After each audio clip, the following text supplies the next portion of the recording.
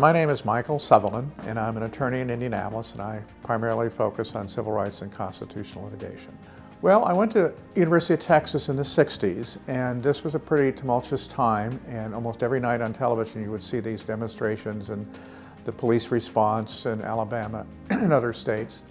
And I knew right then that that's what I wanted to do. I wanted to help fix some of the problems in this country, discrimination, inequality, and I knew I wanted to go to law school. I'm hopeful that, what I contribute to the process is that it makes it better. It makes the individual's situation much better, of course, but it also should make the community better if you hold police accountable and you hold the government accountable.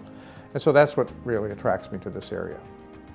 When I was in undergraduate school, I really felt like the law was the only way to ensure that all of us had equality before the law.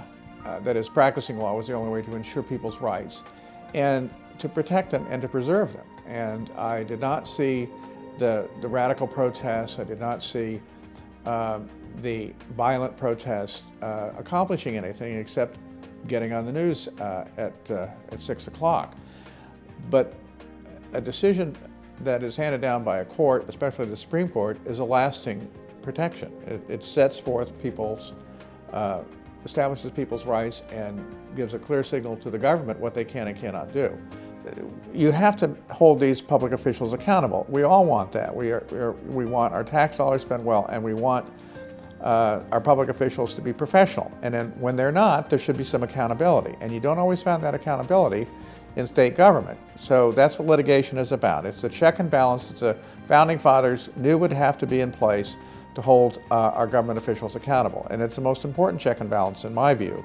Not the three branches of government, I don't know that there is, but the third branch of government, that is the court system, federal court system, is what I rely upon to hold government officials accountable. And my plaintiff is the person who's in the driver's seat, and I am simply helping him get where he needs to go in order to accomplish this constitutional corrective course change.